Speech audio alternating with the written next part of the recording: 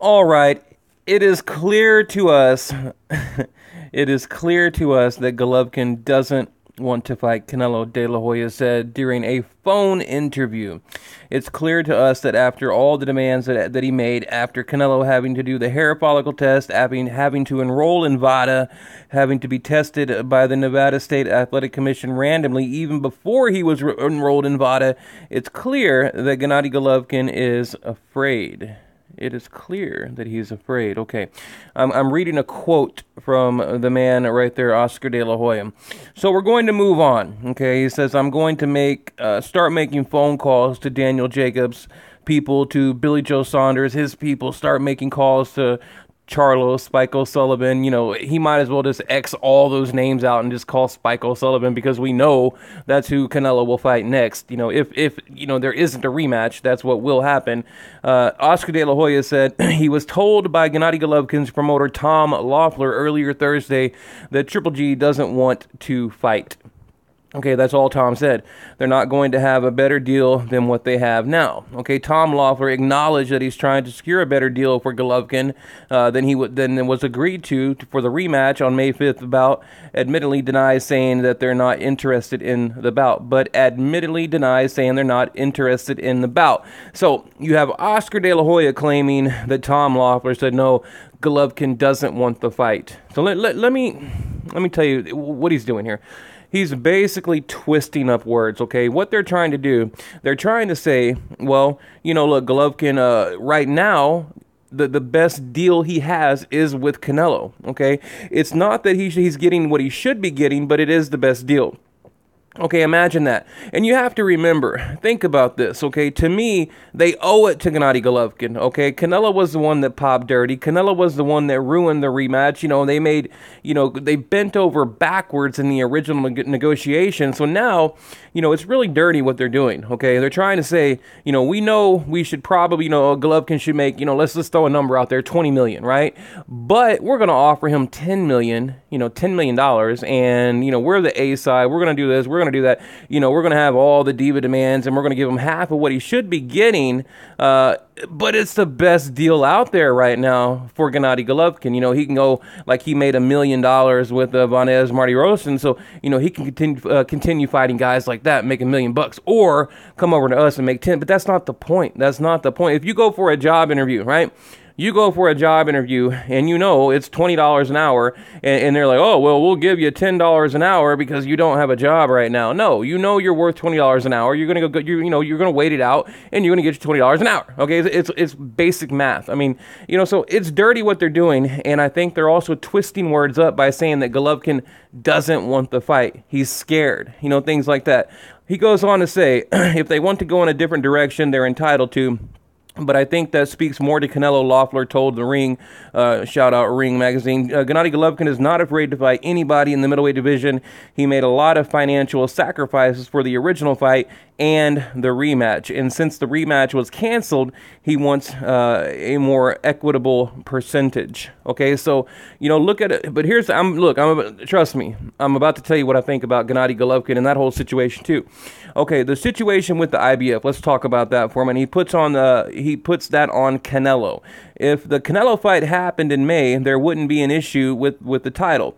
There are a lot of issues that arose because of Canelo's positive test. He wants to be fairly compensated. Okay, so again, what Tom Loeffler is trying to say, you know, he put Golovkin in a really bad bind. You know, they should already had the fight. Now he has upcoming mandatories that he's got to meet, and you know, obligations that he must face, that he must meet. You know, he must live up to, right? So he's in an incredible bind. But who do we blame here? We're going to get to that. Who do we blame? Okay. Now let's continue on. Golovkin and Loeffler traveled to New Jersey on Tuesday for a meeting with the IBF. The organization ordered Gennady Golovkin to defend his 160-pound belt against #1 contender Sergey Darvinchenko with 90 days of May 5th, or else he will be stripped. Okay, April, May, June, July. April, May, June, July, August. So by August 5th, he's got to get that fight done, or he will be stripped. But they also put in for another extension, and it goes on to talk about that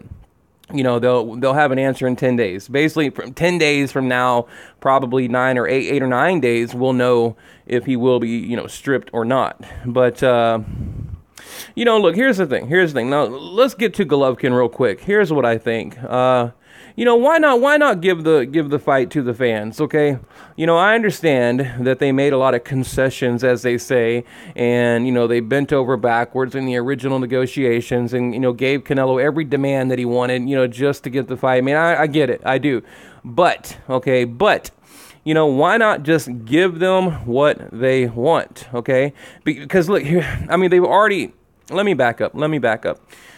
They've already made their bed. Now, you know, they made their bed. Now it's up to them, right? I mean, they dropped the importance of legacy, you know, and went down the path of money. That's what they did. They were chasing money, chasing the big payday, chasing Canelo. Instead of fighting Billy Joe Saunders, becoming undisputed, you know, maybe moving up, you know, they did. They traded in history for cash. And that's what they did. And that's why I'm irritated with Gennady Golovkin and the whole team right now.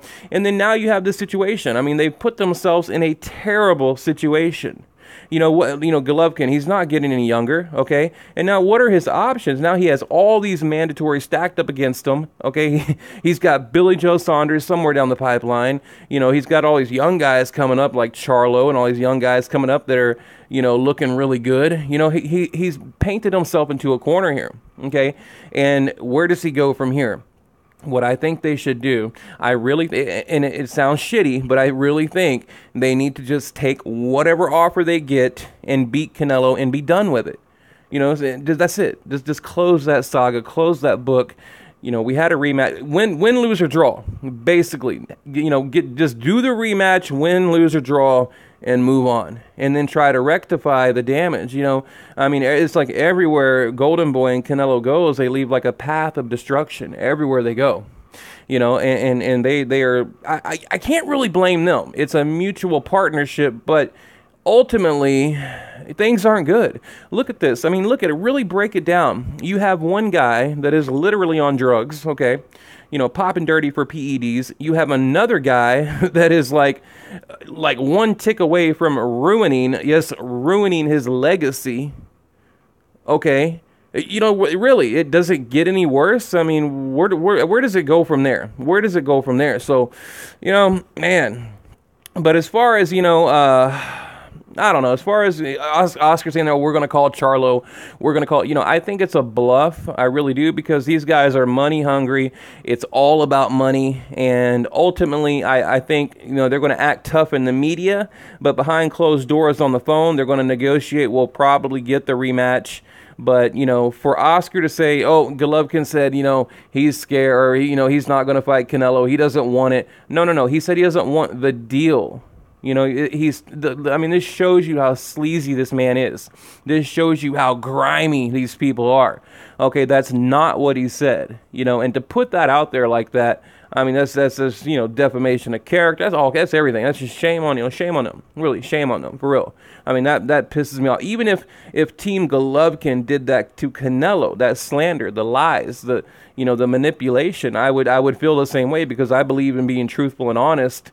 And, you know, and I understand, you know, it's a dirty business, but that's pretty dirty, you know, because I know what he's doing. We know what he's doing, you know, and to say that Golovkin is afraid of Canelo, look, these are fighters, man. These guys aren't, Canelo's not afraid of Golovkin, and Golovkin's not afraid of Canelo.